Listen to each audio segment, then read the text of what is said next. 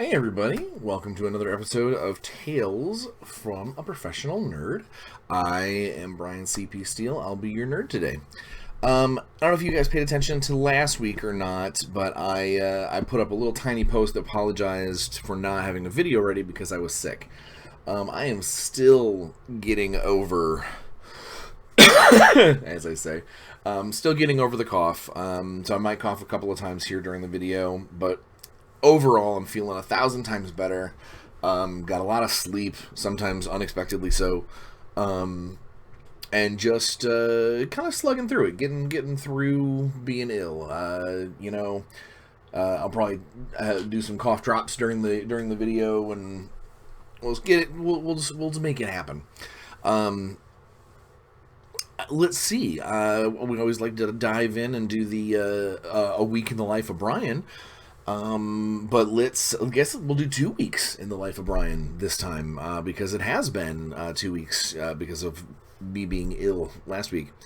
So it's the holidays. Yesterday was Christmas. While we're recording this, earlier this week it was Christmas, which is a big deal for me. Not so much because of Christian upbringing or anything like that. It's Christmas has always been a big holiday for me. Some of my favorite childhood memories are from when waking up on Christmas morning, with Santa having brought presents and set things up, and it's always been a big deal for me. And truth be told, when I divorced my Connor's mother years ago, my first Christmas without him, as part of our parenting deal, we switch back and forth, who gets him, for which Christmas, as is fair. And my first Christmas without him was a terrifying nightmare filled with lots of crying and alcohol and friends coming over to keep me out of a deep depression. And it's never easy. This year is also one of the ones where he is at his mother's house, and my stepdaughter also goes to her biological father's house for like at least a little while during the winter breaks. And we've tried to time them so they kind of coincide, so that way the kids don't miss each other on Christmas and that kind of thing.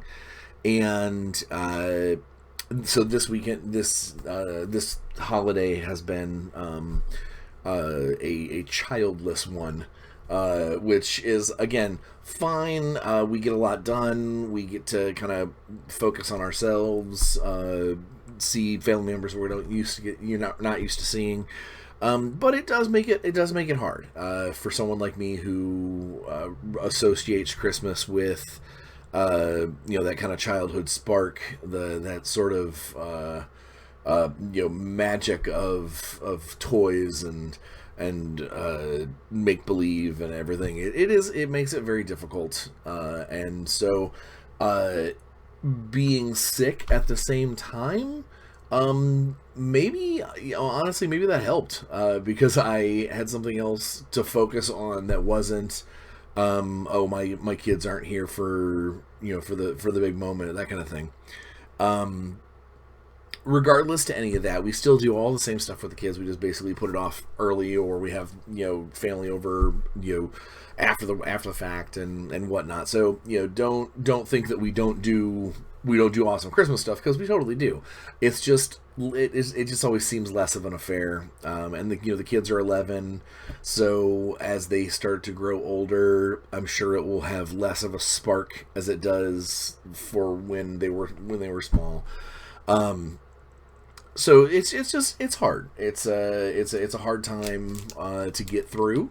But we do it every other year, and we make it happen. The crinkling you're hearing on the microphone, if you hear it, is me opening a cough drop because I didn't realize how bad my cough was going to come back while I tried to record. So I'm going to do this cough drop, and you're just going to have to excuse the fact that I am sucking on a piece of Ricola. All right, but so while we're talking about the holidays, so for the last 2 weeks, I've been because it does give me a chance to focus on work. So I have managed to get a lot done. Still waiting on some edits to get back for some Dungeon in a Box stuff. Already have the new outline for another Dungeon in a Box thing coming down the pipe that I'm eager to get started on, but I gotta wait for some stuff from them. Speaking of, before I get on, before I venture on into other topics, the Dungeon in a Box guys are doing something really cool from now until I want to say like halfway through January, or like the first week of January or something along those lines.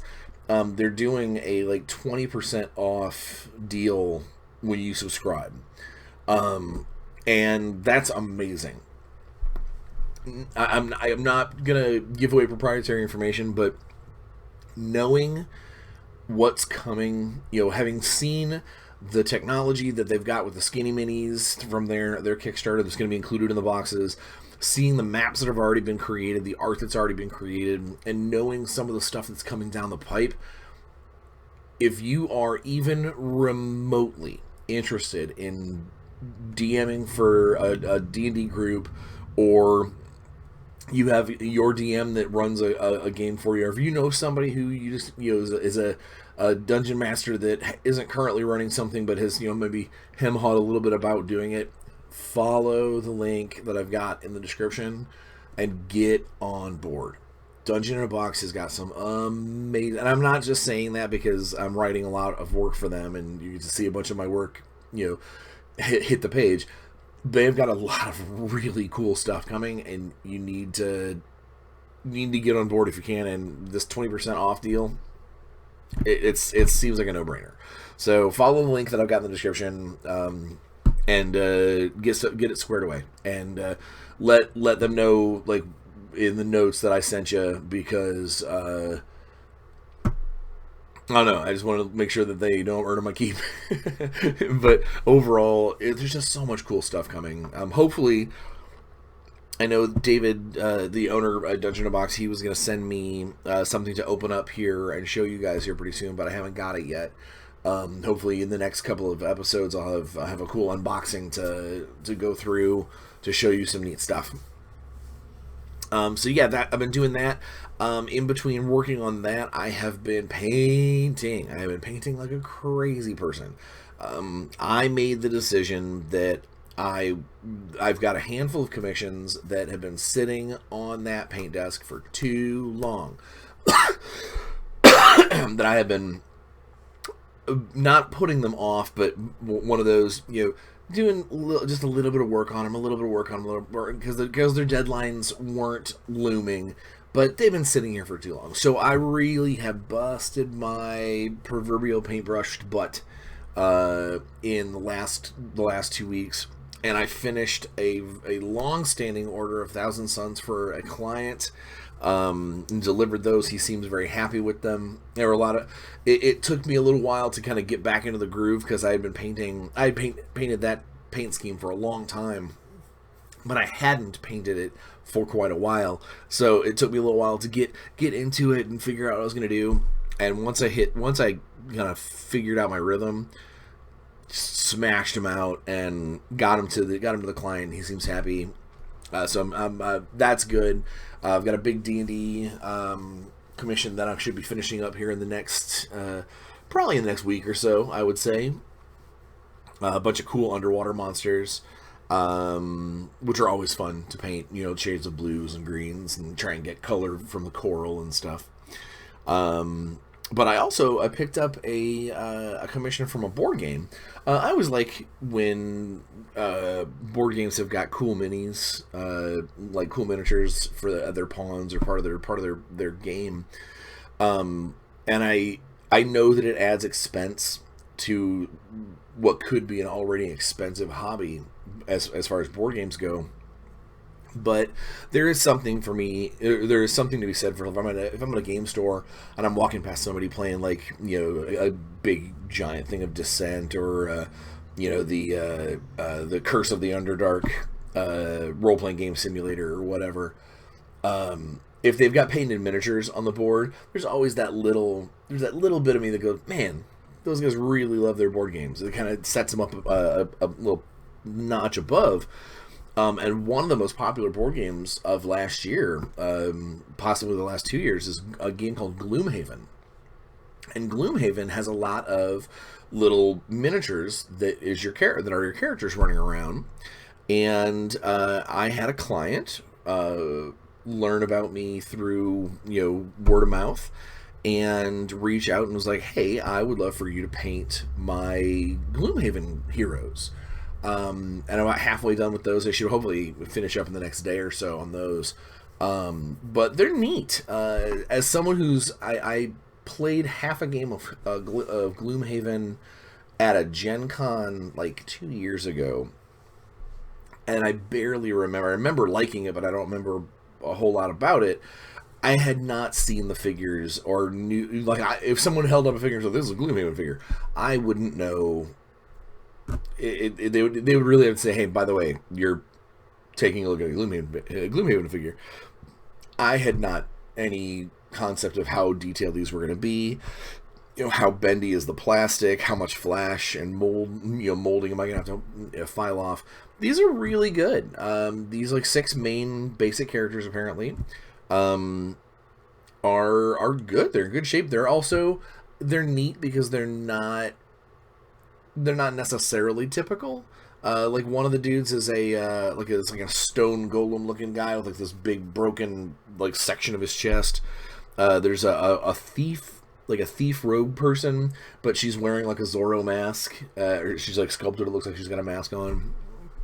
There's a big savage orc looking guy. There's a mage with fire around her hands. Just a bunch of. They're just neat. And I think that they're going to be a lot of fun to do. And I've already shown the client the first couple of them, and he's very happy. And so I'm looking forward to getting the rest of those done because apparently in the game he's got more characters yet to join the game. It's a legacy style board game, so as you defeat monsters or solve quests or anything, to open up new character classes and things. So he said as long as he's happy with the work, that as his game progresses, as their players get more stuff or whatever, that I'll probably get more work out of his individual board game. So that's cool, and that's always neat. So I'm wrapping up on that. I am officially, as of next week, getting started on. I'll be running my first of the mission style Shadowrun 6th World games at Tier 1. I'm excited about that. I grabbed some. So Catalyst Game Labs, the people who make the Shadowrun 6th World, they make a cool a game accoutrement set that's got a bunch of dice, but it also has a bunch of Shadowrun themed poker chips that you can use to measure your current edge pool, which is an important factor in 6th Ed Shadowrun. But as that I did not have access to that package, I found at a local grocery store these little gold fortune coins, gold yen, and I found a whole bunch of them for really cheap that I'm going to use as my edge markers during the game. But it's also it's a nice physical representation of when I think somebody does something cool during the game, or if a player wants to kind of really make a show out of, all right, I'm spending some resource to do this thing, so I like it. I think it'll be fun to it'll be fun to get into those games and really get a nice feel for Sixth World before any of the major books start to hit. To know they're coming down the pipe real soon. So that'll be fun. I'm excited. I don't know what the turnout on the game is going to be like. I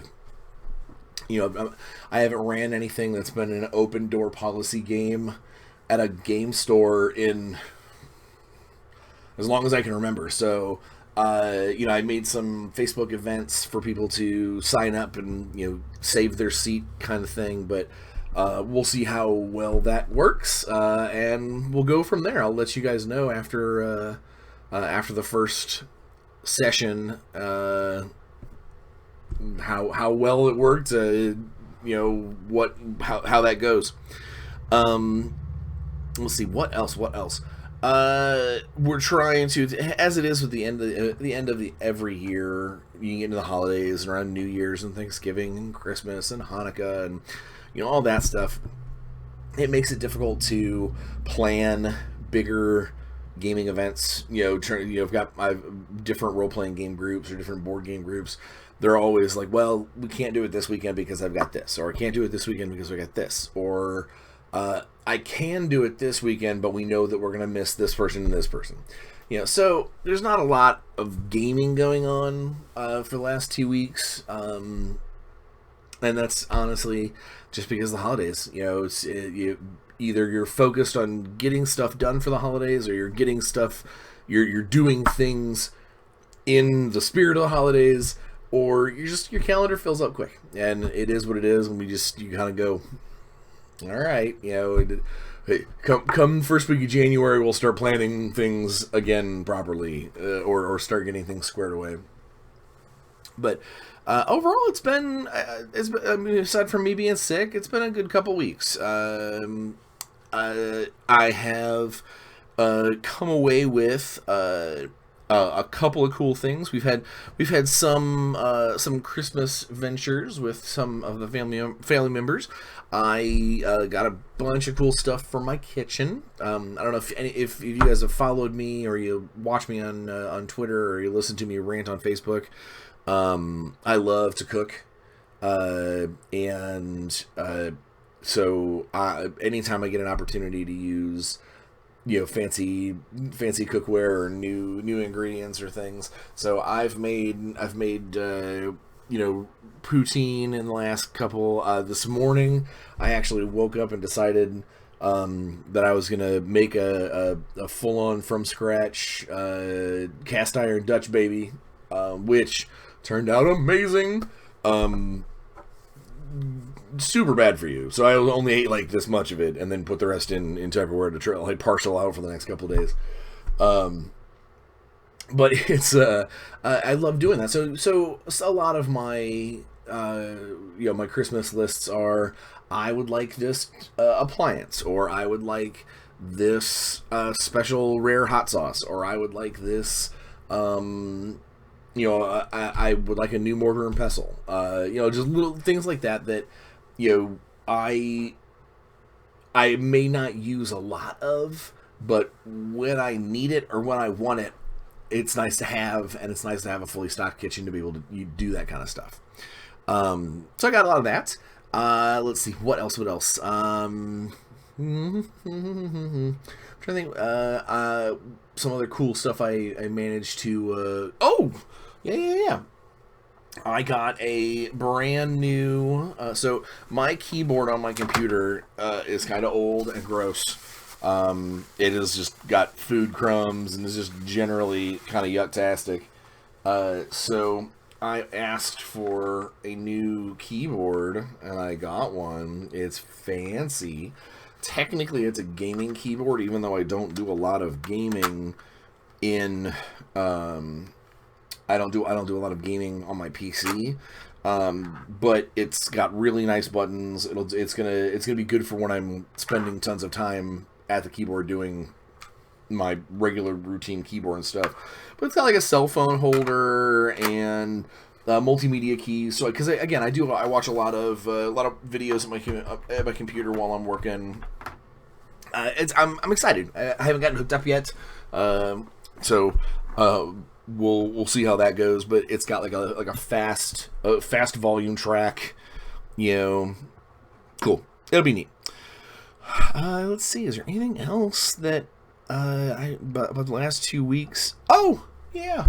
So Star Wars Episode 9, Rise of the Skywalker. Came out, and I was originally I was not planning on seeing it until Christmas, but the day after it came out, Natalie and I were like, I need to. I was doing a good job avoiding spoilers. I was like trying to stay off multimedia. Just like I was okay. I got to stay out of this, otherwise someone's going to spoil it for me and it's going to make me crazy. Because I am the kind of person that the first time I see something, I do not want to know what's going on. I don't mind a trailer, but I don't want big plot twists and things. I don't even want to know that those are coming. Most things that it's going to happen, but I don't want it to be something that you go to talk to somebody and they go, oh man, that movie was awesome. You go, oh, no spoilers, no spoilers. And I'm like, oh, I'm not going to spoil it for you. But man, the ending is just boom out of left field. Because now it means that I'm waiting for that twist ending. So I was avoiding it. And then Natalie and I were just sitting in the living room and we were just like, you know what? Let's go see it. Let's drop what we're doing and just go see it. And we did, and I was very happy. I liked it a lot. I am a huge Star Wars nerd. I have been forever. It is actually the first movie-going experience that I can remember. Is Empire Strikes Back with my father. And Star Wars has always been a big part of my imagination growing up. It's always been a big part of, when I was learning how to write fiction. I did a lot of Star Wars stories. It's just that's how it is. So for 42 years, 9 chapters worth of a saga coming to a close, plus side stuff. It was I won't lie, it was an emotional moment for me. I'm an emo guy anyway, so there were moments during the movie. I'm not going to spoil anything, obviously, because if you haven't seen it, but there were moments in the movie I probably got weepy-eyed maybe 3 or 4 times, where I kind of do one of these numbers, and then I full on sniffle cried once. There was a moment that got me, and hell, it got me during the trailers. There's just a moment that got me that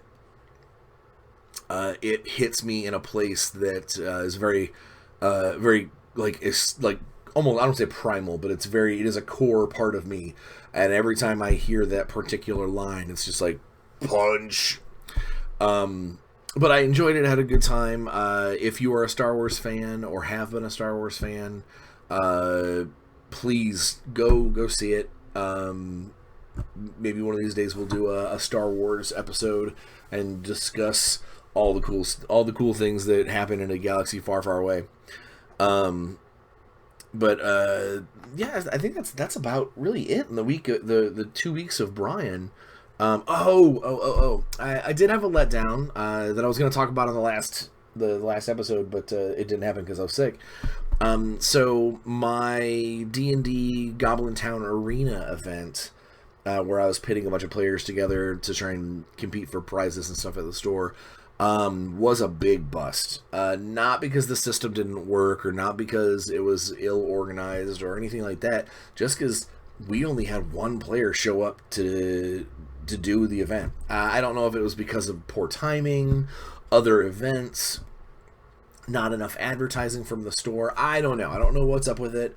I plan on hopefully trying to do another one at some point, maybe with a little bit better fanfare, get people interested a little more. But overall, I know the concept is sound. I've been to places where events like this work, so I don't know why it didn't work this particular time, but it was kind of a demoralizing blow.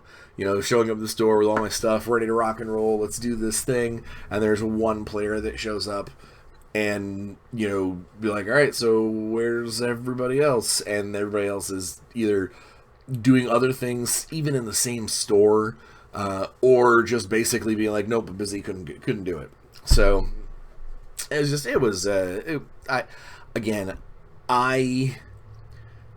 think the event is solid. I think the prizes are solid, and I think that the buy-in is not too expensive. I think it was just because it was too close to the holidays and we didn't get enough people excited about it. So here's to hoping the next time we make it happen, and it'll come down as a great event when we get a little more love from the marketing department, so to speak. And then the only other thing that I wanted to talk about before we get into the T-shirt of the week and the topic, the actual meat of today's episode, is I got some very cool news about GaryCon. 2 pieces of really cool news. So GaryCon's in March.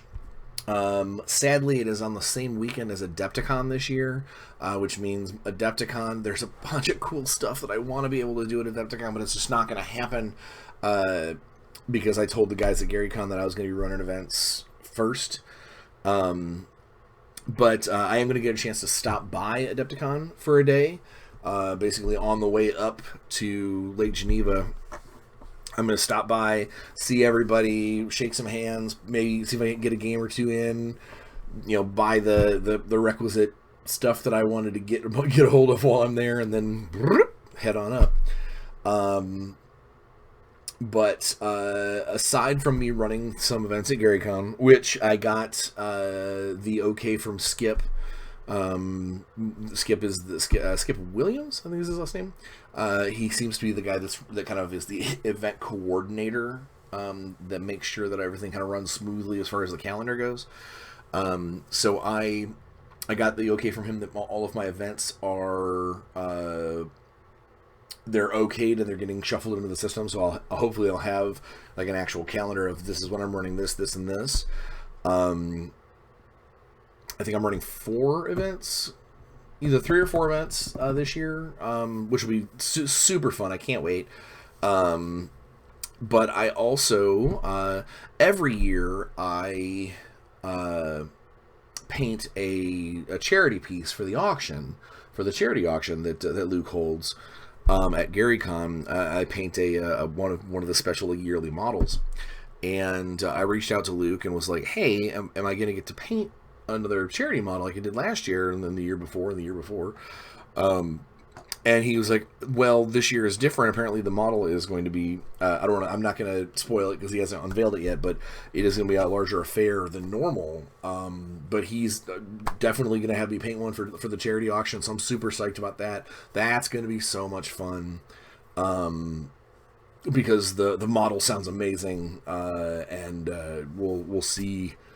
We'll see. Maybe I'll make a hobby day out of it if I, get it in time to smash one out for the show. I'm excited. It's gonna be a lot of fun, and if the model is as dynamic and awesome as Luke was describing, I will be ecstatic to put paint to this critter. So.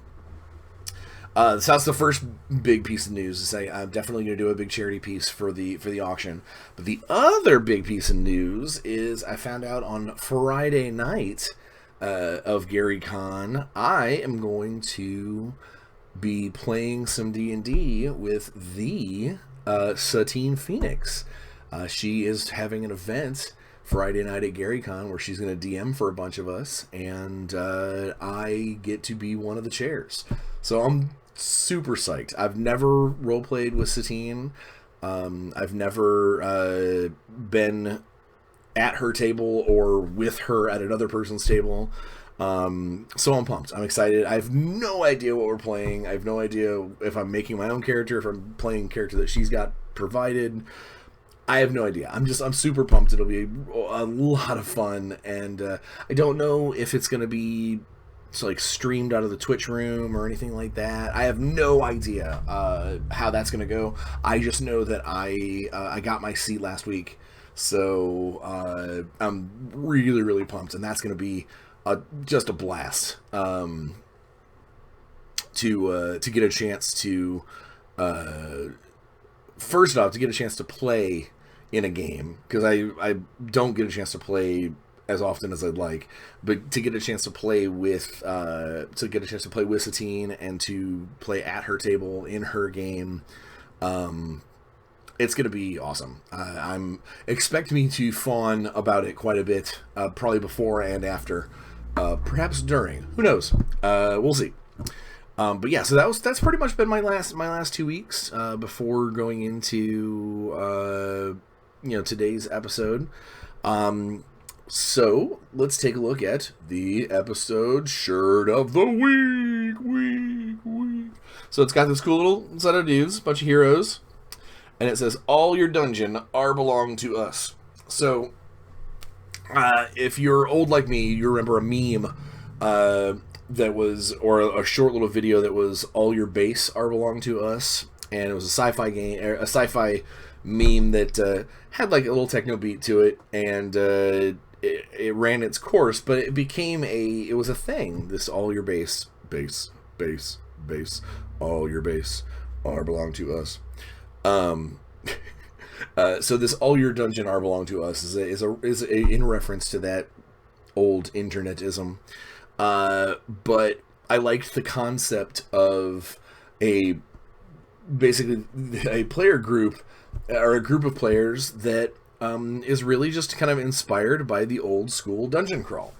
The old school, we're not here for a greater epic journey of getting the ring to Mordor, or saving the princess at the top of the sorcerer's castle, or the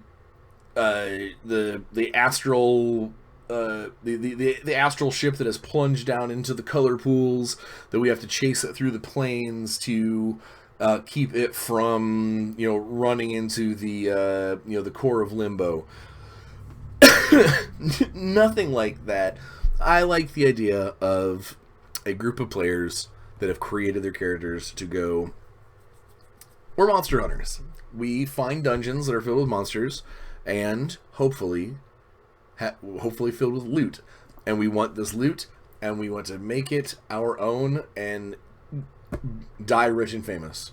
And that's kind of what inspired today's central topic of Loot 101, because it occurred to me that there are a lot of games out there that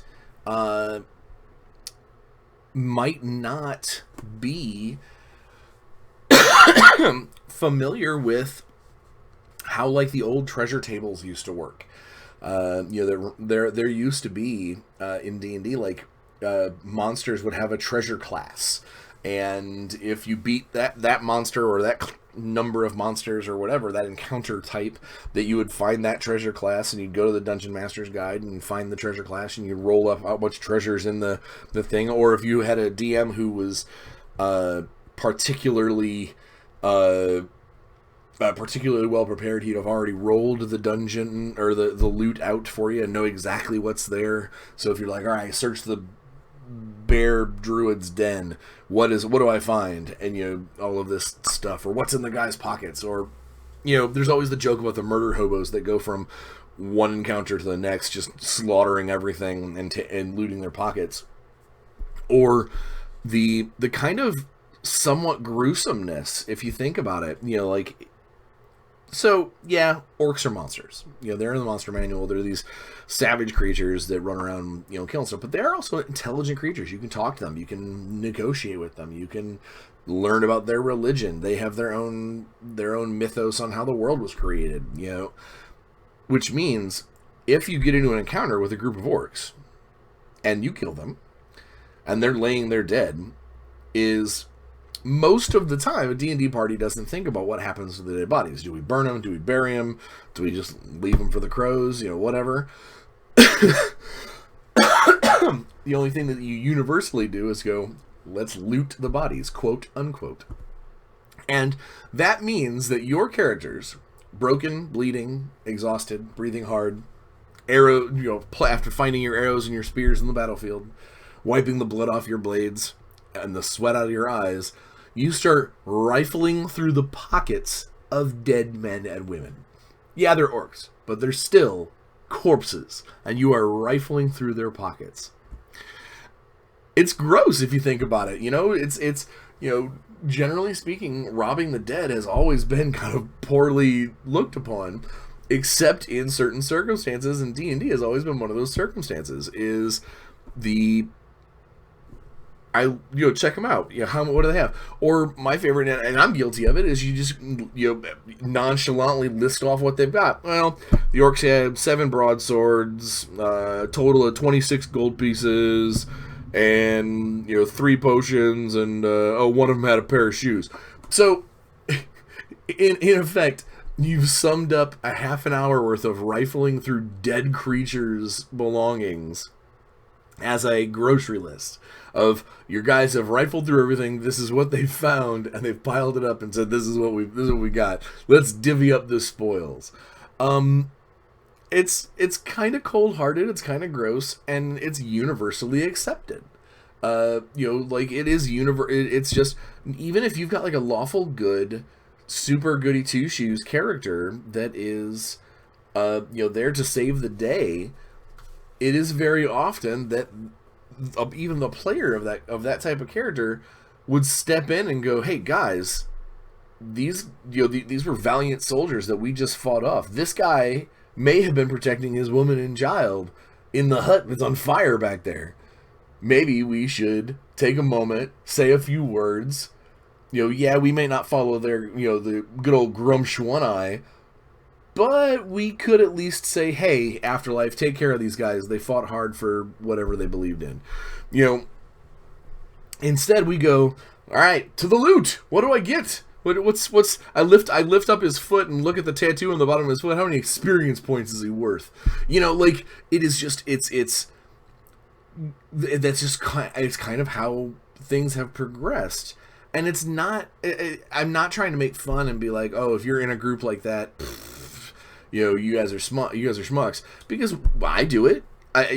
You subconsciously, you can't tell, or you can't help it. You've beat the bad guy.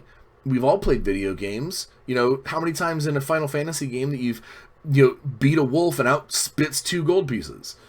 How is that a thing? Does that make any sense? In my mind, what that means is, after I killed the wolf, I ripped open its belly and he had swallowed 2 gold? He had it stuck to him somehow? Was it carrying it in his gums? It doesn't make any sense unless you go find their den and go search through their den and you can make narratives out of it.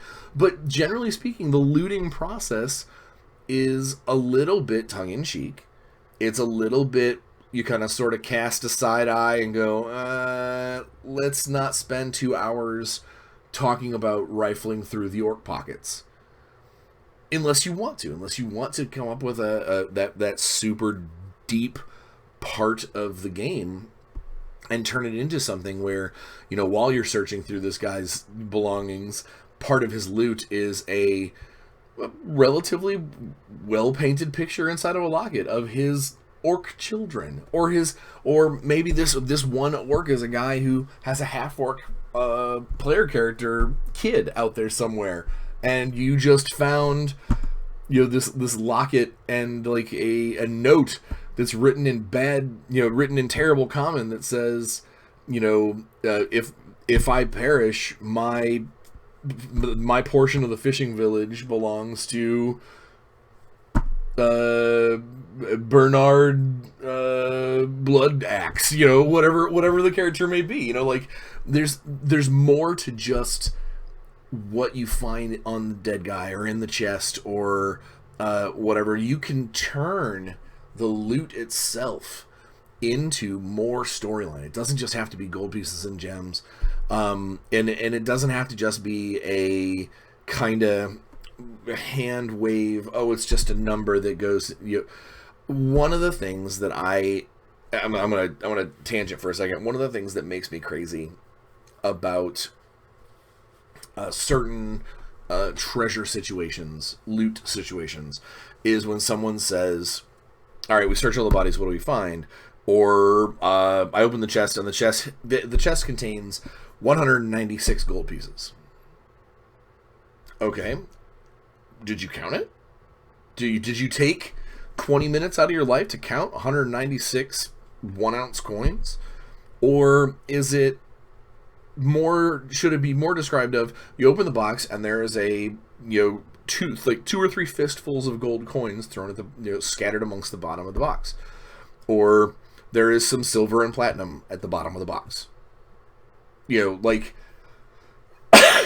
Not everybody should be able to just look at look at a pouch and go, that contains 53 gold pieces. We assume sometimes too much, especially if you're trying to keep a narrative going of, let's say you're trying to escape a dungeon. You're down in the dungeon, you're fighting your battles, and the last NPC encounter you had was some guy that was like, I'm going to go kill the princess. And he throws a smoke bomb and disappears, and you're like, oh hell, we got to get out of here. We got to save the princess. And then on your way out of the dungeon, you run into a couple of encounters, and any time during that like escape, that if a player stops and says, well, hey, all right, we killed a bunch of goblins, let's loot the bodies, the next words out of that DM's mouth should be, all right, you do know that's going to take time. It shouldn't just be you pass your hand over, over a corpse and go, bloop, bloop, bloop, bloop, bloop, I pick up all of his stuff. It's going to take time turning over the bodies, looking through belt pouches, untying, tied together coffer sacks. Some of these bodies might not be in the greatest of shape, and you're gonna, find them and drag them back to where your light sources are so you can see what you're doing. It should not be a looting a body should not be a minor I click a button moment. And if the characters want to stop and go, all right, let's find out what all these guys had on them because it could be useful, the DM should remind them that you are on a time schedule. You're trying to get out. You're trying to beat this guy to where he's going. And if the players don't care, the players are like, you know what, he magic smoke bombed. He's gonna be where he's gonna be. It doesn't matter. Well, then, fine. They've taken into consideration that he is going to be where he's going to be. And as a DM, if I were put in that position, if I was like, all right, you got to run out of this dungeon to catch the dude, is not only would they not catch the dude if they stopped to loot these bodies, but maybe if they do it a lot, maybe this guy sets up some like badass ambush for him. Like one of those, if they ran out of the dungeon and didn't stop for anything, maybe didn't even stop to fight these bodies, or fight these goblins, like they just got stymied their way to get past them, or did a lot of disengage actions to get through the way, or whatever.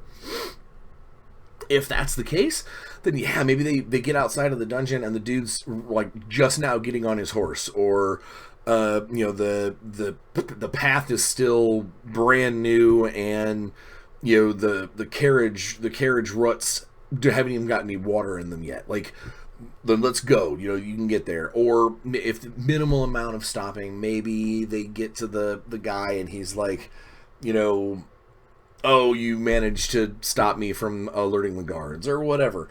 But if they've spent their time, if they took their time ignoring the fact that, well, eventually we'll get to the boss fight, so let's loot the stuff, then yeah, I think the dude, if he got there, found a way to put her, chain the princess. She's nice and tight. Put a couple guards on her. All right, still waiting. All right, well, get a couple other guards. Set up the thing. Set up an ambush. All right, everybody. These are the guys that are coming. When you see them, attack them. Make it harder for them if they're ignoring the reality of the situation just for a couple of gold pieces, or the laundry list of items that come off of an encounter. And I think that's a something that should be paid attention to. Is a DM, the loot should not just be oh yeah, you guys should get a cool reward for whatever it is. It should be thought about in the situation. If they're a group of low-end goblin raiders that are attacking farmers to steal wheels of cheese, they're probably not carrying pouches full of gold and silver, because if they were, they would probably just buy the food, whether or not it's through another through a trader, or they would go to a race of people that accept goblins or disguise themselves and go to the market. Instead, they might have a couple copper pieces on them that they picked up because they thought they were shiny. Maybe they have a gem, that one of them picked up and was like, yeah, that's cool. But more than likely, they're gonna have utilitarian items or items that they've stolen. It's not gonna be let's fill our pockets on random goblin bands, because I don't know if in my head, if they're having to raid for basic survival needs, they're probably not rolling in the money. That's probably not going to happen. And I think that's that is something that you're trying to do, the believable loot. You have now the converse to that. You've got an orc war band. Like full-on orc not even orcs. We'll do hobgoblin soldiers. Like, these guys are shields, armor, spears. They are a mercenary unit. They probably have money in their pockets. They probably been paid to do this. They may very well have one guy who carries 12 potions of healing for the whole group. They're probably each going to have regimented rations. They will have a hierarchy. There will probably be an officer, and that officer might have a magic item. So if you think about your loot to make sure that it makes sense, and it isn't just random rolls on random tables, that you can reward your players' ingenuity. You might have characters that maybe there's a guy who doesn't want to kill these guys, but he's totally okay with hiding and stealing from them. So make sure you know what these guys are supposed to have, and make it so it's part of the encounter is the loot aspect, and not an afterthought, not just something to get tacked on. Also, I've talked about it before, the difference between a Grinch and a Santa Claus DM is a Grinch DM. I tend to be a little more Grinchy than a Santa Claus. I don't want to give all my players everything that they ever desire.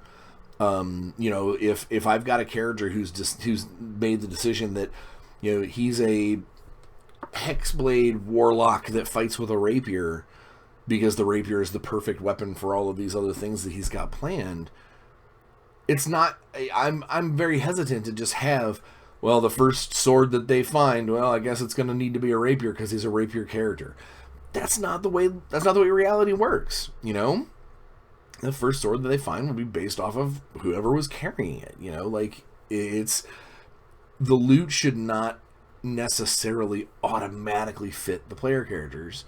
They shouldn't get everything they want all the time, because that seems really unrealistic. Unless the game that you're running is a very Destiny has a name and your Destiny has a roster and it has all your names on it, then yeah, that's a different story. Then sure, they find everything they need all the time because they're destined to be ready for hero time.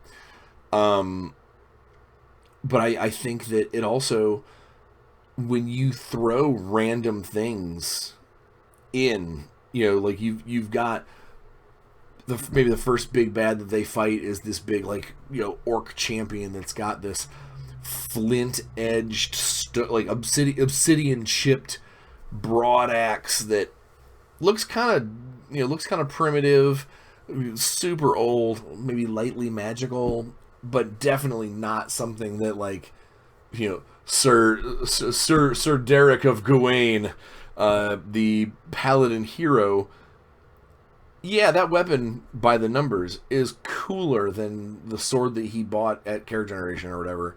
So he's probably going to want to use it, but then it's going to change that image where he's no longer, you know, looking at him. You don't see the shining paladin with his, dazzling array of steel. Yeah, he's this awesome paladin guy who's doing some heroic stuff, but the weapon he's swinging is brutal. It's a savage weapon. It's almost more trophy than weapon, and you can work that into the story. Also, one of the things you never want to do is you never want to give out loot that your game is not ready for. And I say that in the way that, like, especially if you do random loot, and something comes up, some item comes up, some magic sword, some could be a universal magic item that you like. Initially, you go, oh, that's kind of crazy. Sure, let's give it to them. And then, 2 adventures down the way, your big bad super trap, or the penultimate encounter that is mostly environmentally based, and because of a random item that you gave out thoughtlessly early on, your players go, oh, that's easy, and they get through it like that. It's totally anticlimactic. The drama level goes through the floor, and at the end of the day, you want your characters to have to work for it. And if they have everything they need all the time, you are going to constantly feel, as a DM, being on the back foot. Or you are going to feel threatened by the fact that they are so well equipped and so well prepared and have everything that they want in their pockets that you're going to start amping up the danger level because of one item or one set of powers, or this one character with this one item becomes a problem.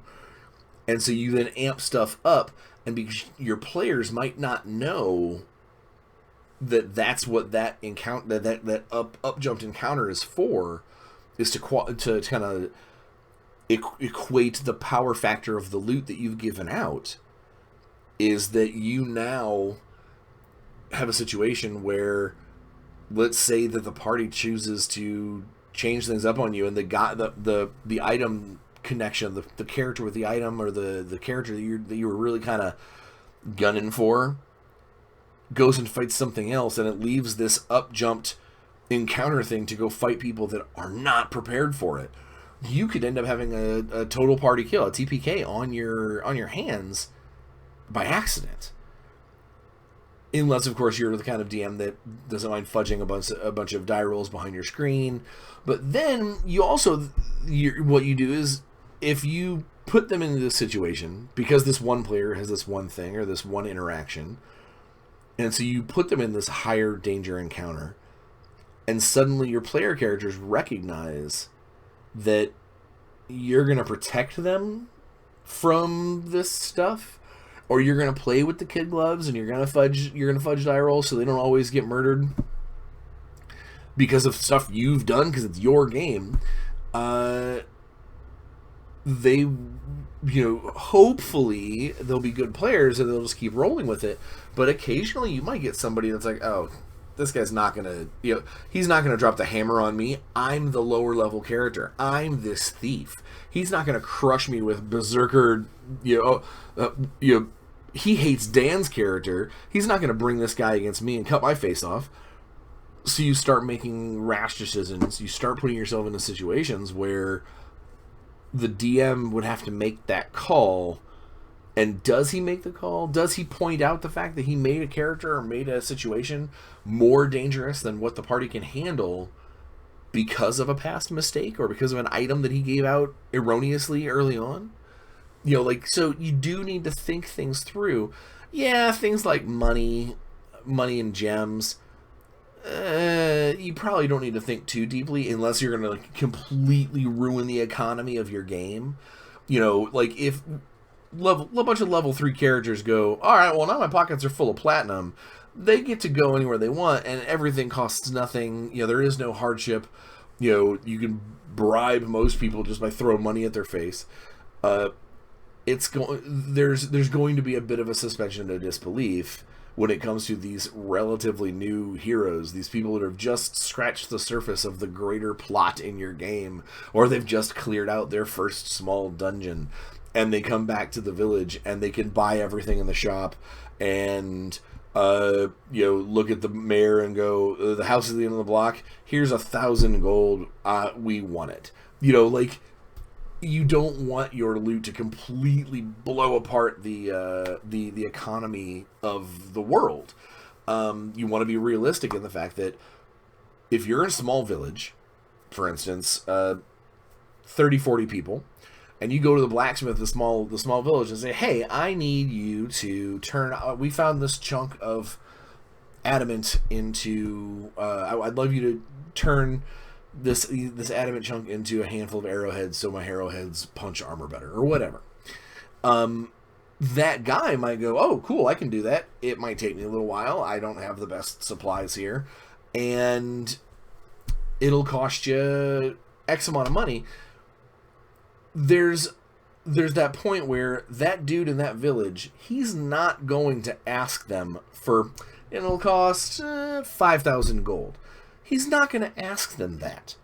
It's insane, because that guy has probably never seen 5,000 gold. He doesn't know what it looks like. He doesn't know what he would spend it on. That is for a villager, a village blacksmith. That is lottery style, life-changing money.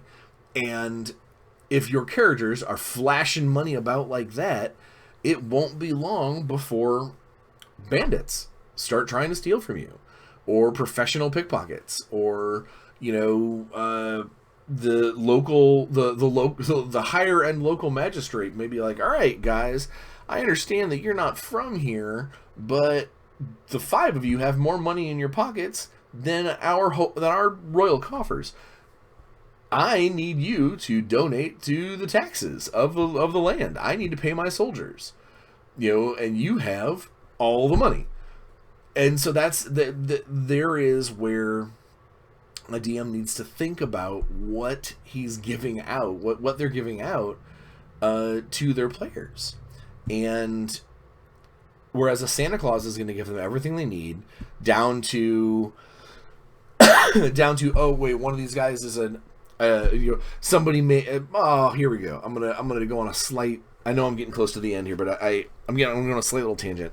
I played in a game a long time ago where one player decided that he was going to play a brand new the internet just came out with playtest rules for the gunslinger, the magical sorcerer with pistols, and everything you read in any game talks about, unless the setting specifically has firearms as part of their regular game, it's like the powder that it takes to make bullets, or the guns themselves, they're like relics, you'll never find more than one, or whatever. So I'm in this game, and in like the end of the second session, the guy finds like a stack of magic bullets and a pistol that has runes on it to show that it's some kind of enchanted gun. And it's like, okay, we get it. You want this guy to have a magic weapon, and because he's playing a pistolier, you give him a magic pistol. And so now the rest of us have to just kind of roll our eyes the fact that the 1 in a million chance, this level 2 guy has this thing. Okay.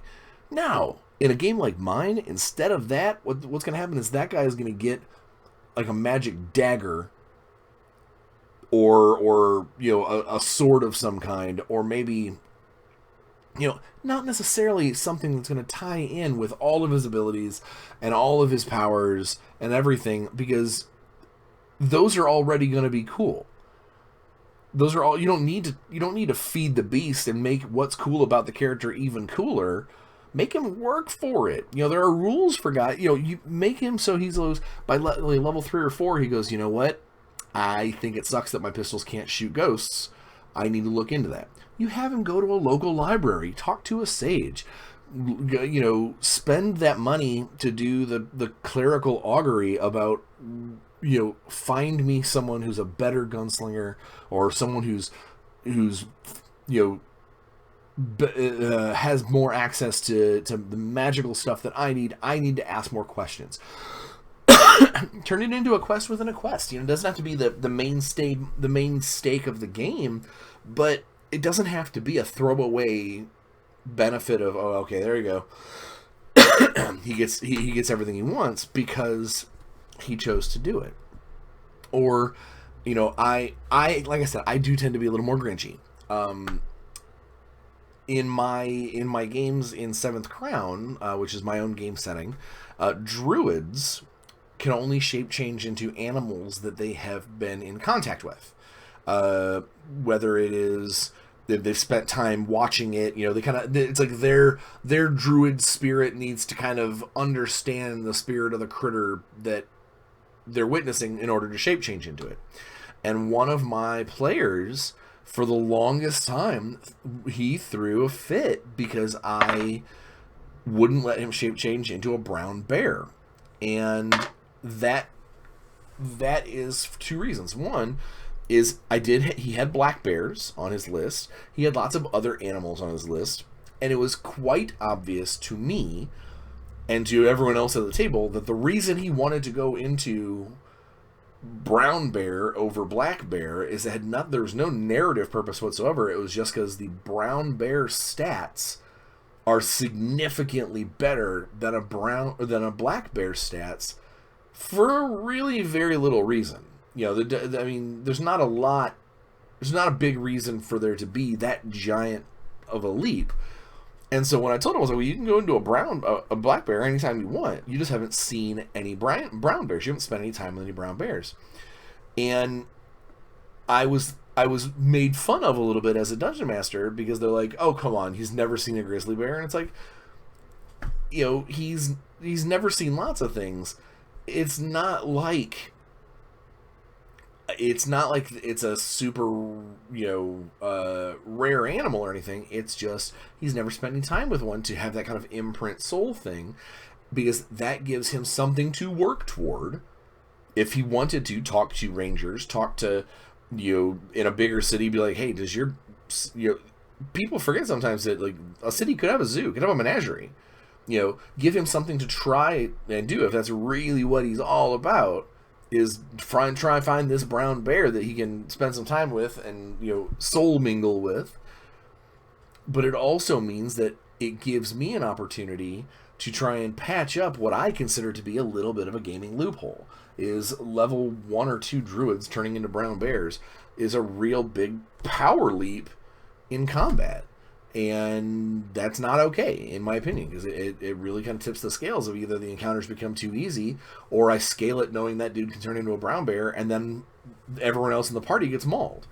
So in that instance, you know, this whole kind of concept of monitor your loot is also monitor things that aren't loot, but are things that you as a DM are giving to them.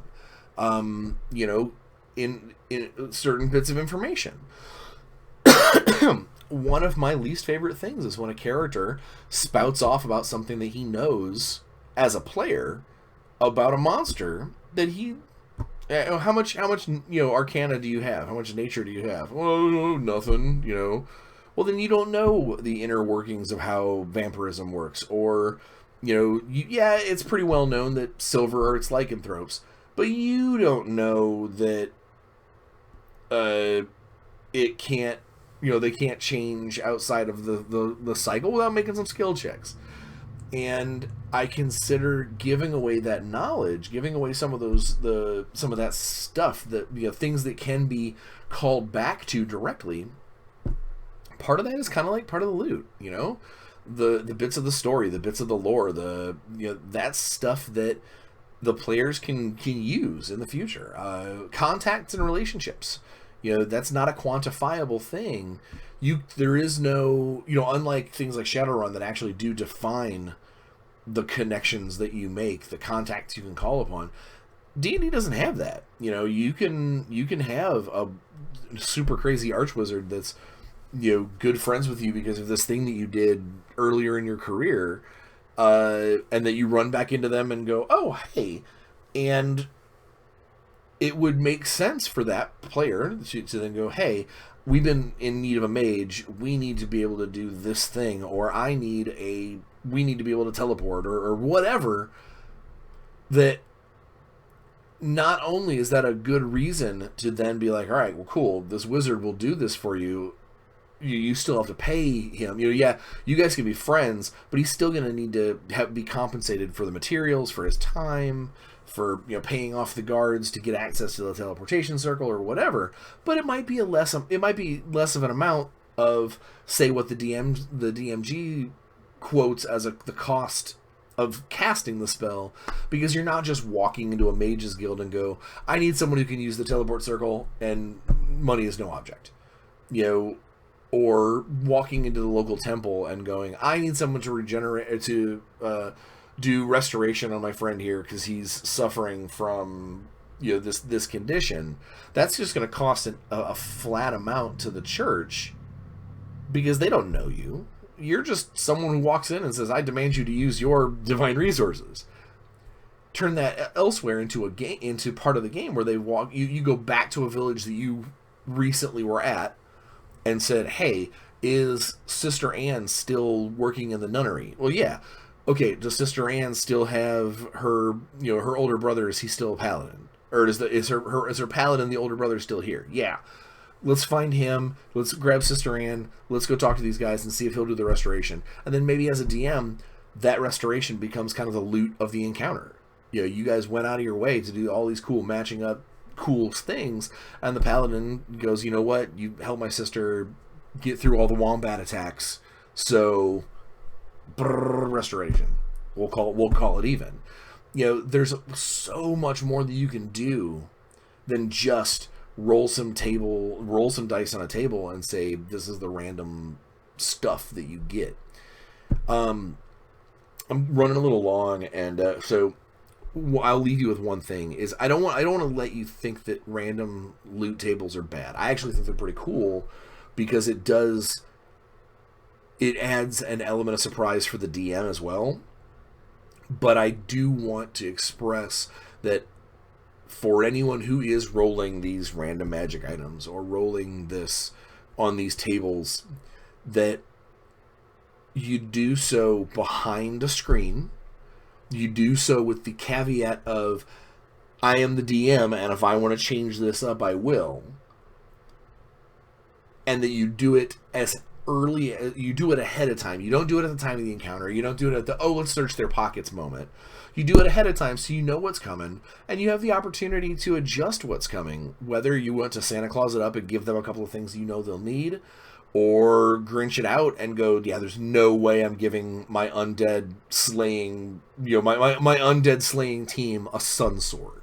You have to, you kind of figure it out. And the more prep time and the more ahead of the game that you are when you set up the loot of your characters, or what they're carrying, or what they have to offer, whether it's physical or otherwise, you will have a better job. You will do a better job cohesively creating the encounter, the story, the follow-up. Your players will feel like they're actually part of a world and not just a video game where they get to click on a button and go, ooh, I picked up the loot. Ta-da, ta-da. So looting is important. It is important in the game because characters, as they gain levels and as they gain in experience and as they grow, things will become more difficult for them, and they can't, there will be instances where they can't just use their starting equipment to get by. They will have to adapt and adjust and grow in resources as well as their mentality and their skills. But it doesn't mean that you have to just basically pull the lid open and go reach on in, take whatever the dice say you get. You have more control over that as a DM. And I think that is very important. And it also gives you an opportunity to maybe throw some things in that you want to see what they'll do. Give them something that's maybe a little more powerful than their encounter, or that their characters are ready for, but not necessarily something that is going to break their game. give them one card from the deck of many things, and be like, all right, let's see what you got, or give them this really awesome wand that when they figure out what they've got there, they're gonna be like, man, that's fantastic, but make it depleted of charges. They've got to figure out how to recharge it, or give them something that's truly outlandish and weird, and they might just go, okay, this isn't going to help us at all. I don't think any of us need a ring of the ram, or whatever, or the apparatus of Qualish. What are we going to do with this crab tank? I don't know. We'll just walk around. Nope. Are we dungeon crawling? Nope. All right, well, let's sell the crab. Let's sell the crab tank. How are we going to do that? So there's ways to make the looting process part of the story, part of the fun, and a way for you as a DM to adjust the difficulty level of your game based off of what they have access to. Just don't go crazy, and unless you don't care. And when it comes to money, I highly recommend being as realistic as you can. If you tell somebody there's a chest with 10,000 copper pieces in it, that's a big box, and it's a lot of coins, and it's heavy, and not that much money. And they may very well, instead of looking at you and go, okay, so it's 100 gold pieces, you go, no, it's 10,000 copper pieces, and see what they say. So it's, again, loot can be just as cool in the encounter as them fighting the goblins that gave it to them. And I hope that is something that you can take away with it. And you'll be able to go and have your murder hobos and your character-driven story machines all have a great time. And that is really the whole purpose of everything that we do here. And hopefully I'll be next week. I'll be better. Completely no more coughing, and I'll be able to tell you some cool stuff about the games that I'm running and that I'm playing. And because I think next week, I think we're gonna actually talk about. We may have a kind of a DM tip guide day. Maybe, I don't know. We'll figure it out. But no matter what happens, over the holiday season, this next week, a lot of us are off of work. Take some time for yourselves. Enjoy the magic of the holidays. Get out there, have some fun, and play some games, because that's what it's all about. See you later.